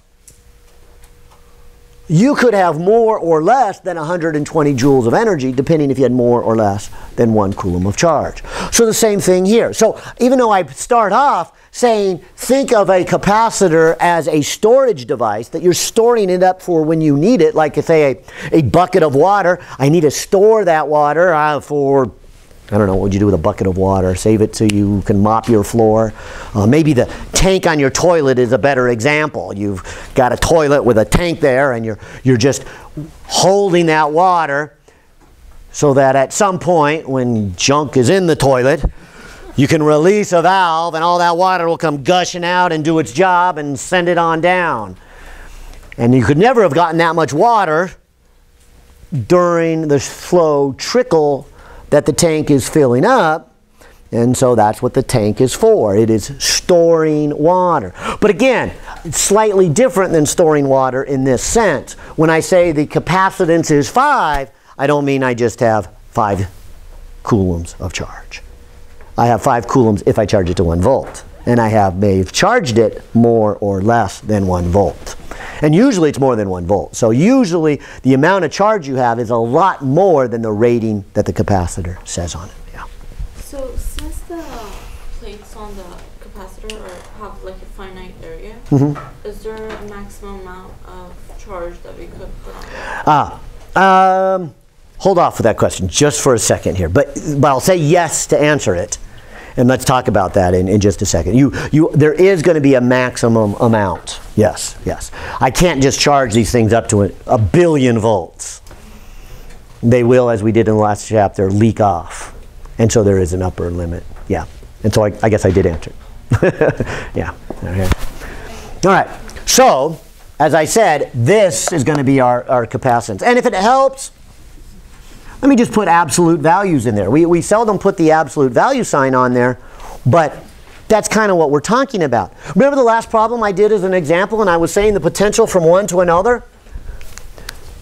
I mean, if you go from one plate to another, in this case, if I was thinking about going from the positive to the negative, there would be a decrease in voltage, right? And if I went from the negative over to the positive, there would be an increase. But it would be the same amount. And so back to my power supply here, this power supply was set at 5 volts. And we often say 5 volts, but we really don't mean plus versus minus 5. We just mean there's a difference of 5.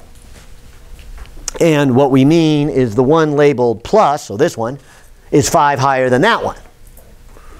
And so if you really wanted to know which one was higher, we'll look at the plus or minus. But we're still going to say the difference is 5. Whether I go here to here, down 5, or here to here, up 5. It's still a change of 5. So when it comes to capacitance, we just want absolute value. How much voltage do you have and how much charge? Notice again, the charge on one plate would be a negative Q. The charge on the other plate would be a positive Q. So the whole capacitor has 0 net charge. So again, when I say here, how much charge do I have, I don't mean net charge, I just mean how much is on one plate. Because what's on the other plate is exactly the same absolute value, just one's positive and one's negative. All right, so again, I think you guys are kind of getting the feel for a capacitor. In fact, since we don't really like to draw pictures this complicated each time, don't be surprised if I just do. There we go. There is my symbol for a capacitor. It's a wire coming in and one plate, and the other plate with the wire coming out. Even if it is something more complicated than just this, even if it is rolled up like this, or even, here's a fun one, this one. It's got a knob, and it's got plates that lay inside each other. And we're about to do some math here for the first time, but you're going to see, as you might suspect, don't you think the capacitance would depend on the amount or the size of the area of these plates? And so this is what we call a variable capacitor. By turning the knob, I can then change how much capacitance does it have. And so a couple of these are out of old ham radios, and this is a little bigger one that I think you can see it a little better. So I'll pass both around, but I think you see it well with this one as the plates slide past each other and how much surface area you get today. Yeah. I noticed that when you initially hooked up the capacitor and the light bulb doesn't immediately turn on. Does that mean as you increase capacitance, you increase resistance? Because would that be the reason why you wouldn't? No. I don't want to use the word resistance yet and for this case. I would say it this way, that the current mostly is going into this capacitor at the time, not here. And I'm limited to how much can come out by the internal resistance. And that's why I didn't put out enough to go into here and to there at the same time and make this one go on.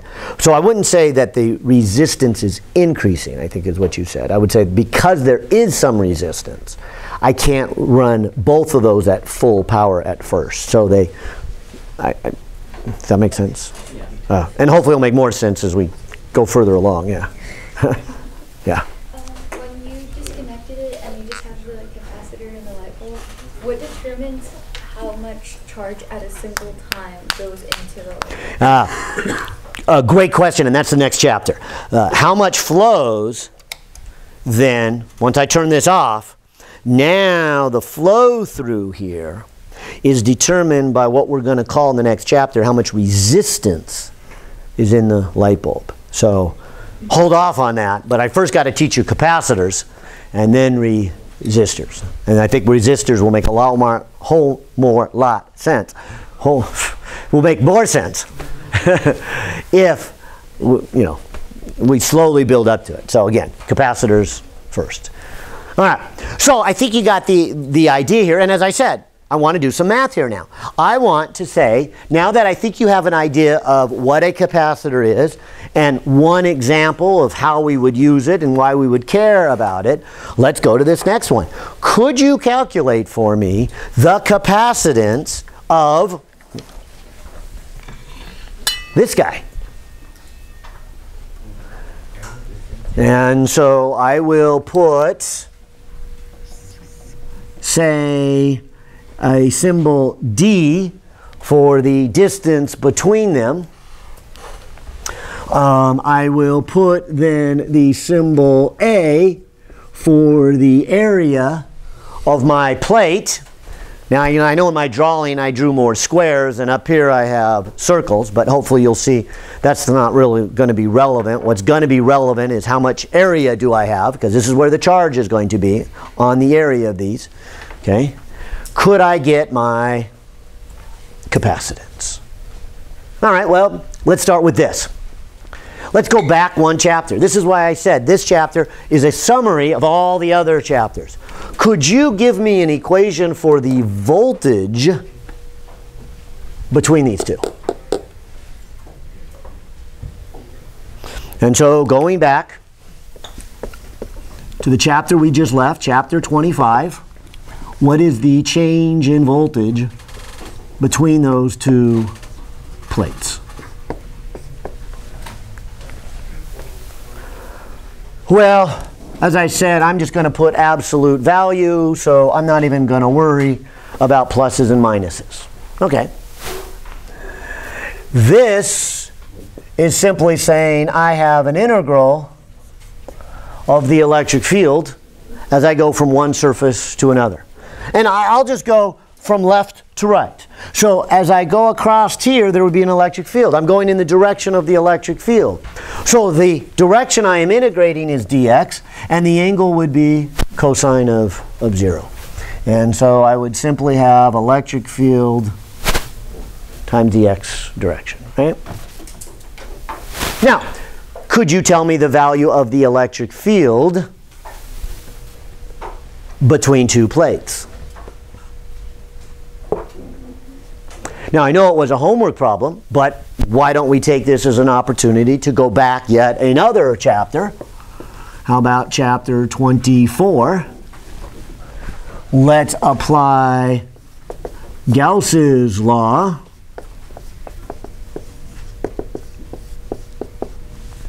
And let's see if we can find that electric field. Because if I know that electric field between the plates, I can then put it in here, I can do the integral, and now I have an equation for the voltage between the plates. And then if I put the charge on the top, I will hopefully have my first equation. What is the capacitance of what we're going to call a parallel plate capacitor? Just two metal plates that are parallel. Kind of the simplest one we can build, and the one we're building first and thinking about first here. All right, so let me do a Gaussian surface here. And so if I come over here and I say, let's take maybe a cylindrical looking object that goes through one of the charged plates. Are you assuming they're infinite plates? Yeah, and I'm assuming they're infinite plates. I know in reality they're not infinite, but if they weren't infinite, my Gauss's law argument wouldn't work completely. And so let's say that they are either really, really big or really, really close. And in reality, these are really, really close. I mean, these are like 2 or 3 microns apart. So they get really tight in there. So yes, I'm going to say that there are infinite plates here. What is that electric field? Now you might remember the formula, and if you do, more power to you. Like I said, I can never remember them, so I got to kind of always work this out from scratch. And so I got to come back here and say, okay, so what is this? Well, fortunately, this isn't too hard of one here. I can look at the 3 surfaces that make up the cylinder, and hopefully you will notice that the only one of significance is this little rounded shape right here, right? This is the one that I really care about. This is then where the electric field goes through.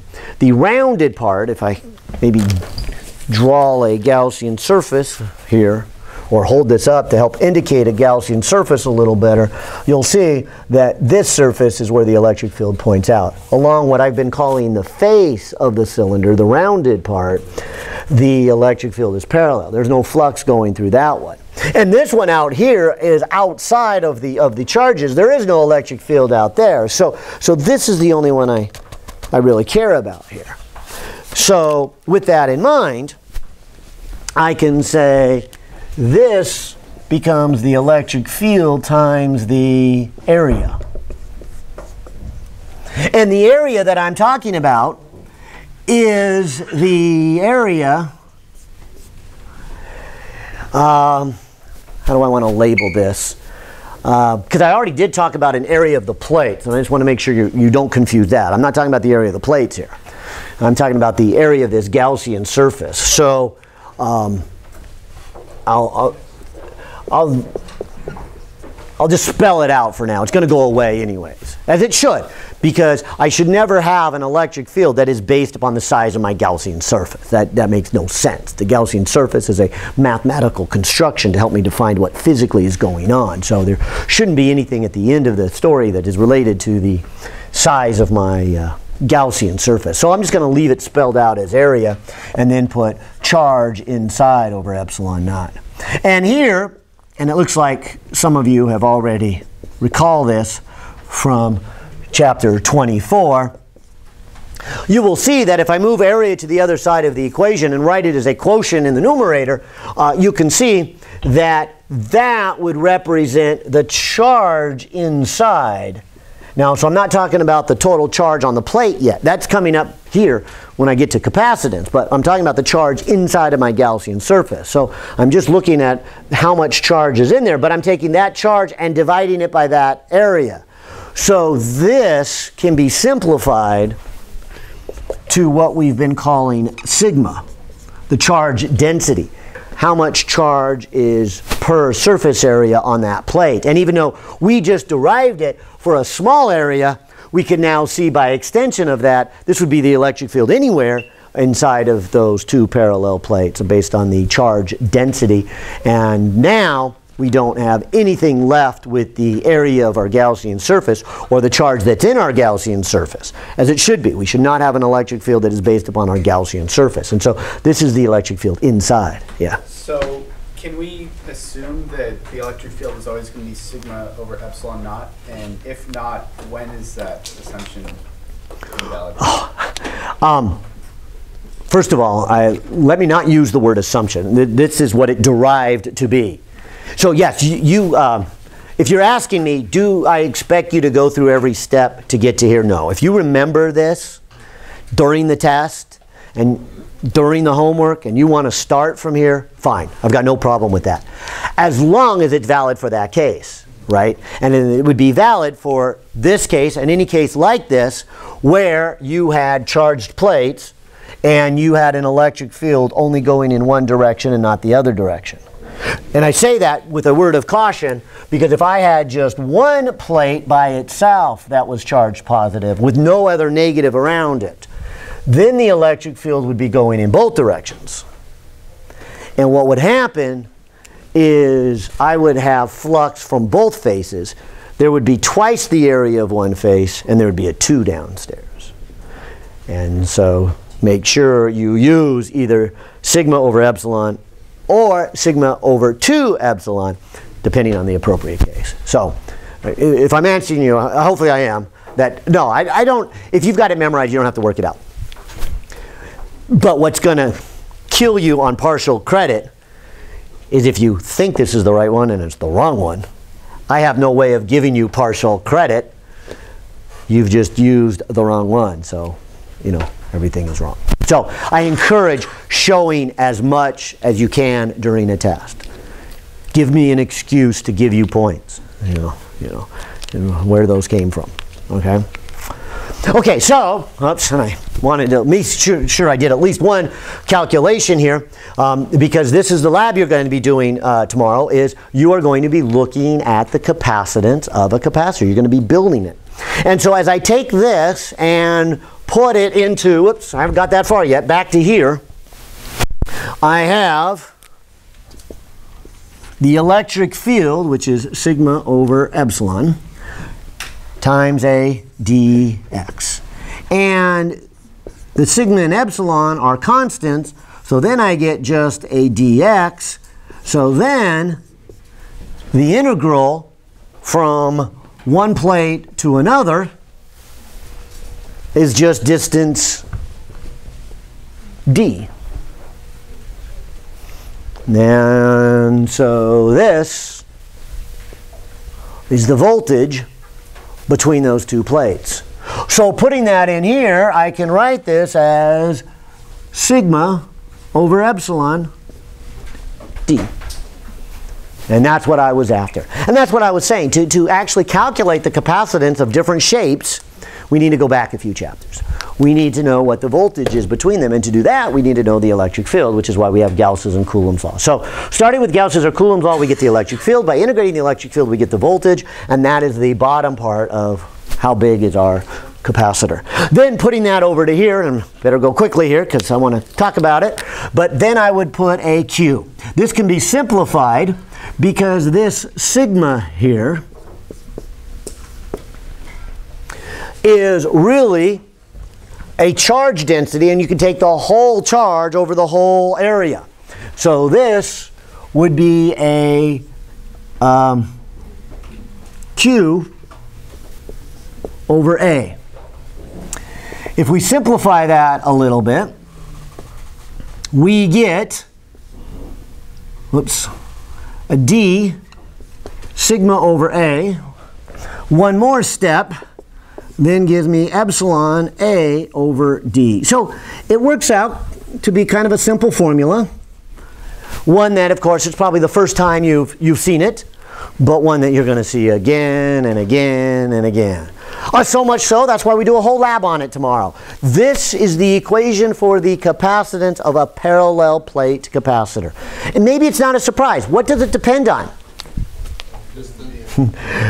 Yeah, how much surface area do you have? So you can expect, if you change the surface area, and that's kind of what that dial did on those variable ones that I passed around. I was really changing the overlap area of those two plates, and then how much distance you have it. And so tomorrow in lab, you are going to be asked to change area. You're going to be asked to change distance. You're going to be asked to collect data. One last thing then. What are the units here? Oh, good. A lot of you are thinking. What would you put in the numerator? Okay, the units for charge are coulombs. And the units for voltage or potential are volts. So when we say that a capacitor has 5 coulombs per volt, what we mean by that which by the way, that would be a big capacitance. This one is actually one of the bigger capacitors you will ever see. This is 1, okay? But this means that it stores 1 coulomb of charge when I charge it up by 1 volt. Now remember, I used 5 volts, so how much charge was on here? 5 coulombs. Now, in honor of the great scientists working in the field, we give this a name. 5 farads. 5F. And so this capacitor, well, not this one has 5. That only has 1. I know of no capacitor that has 5. 5 is a huge number. Tomorrow when you go into lab, you will be asked to hook something that looks like this. It's a little more accurate than this one. And you'll get something like this. The capacitance is. You'll get like 120 picofarads. What's pico?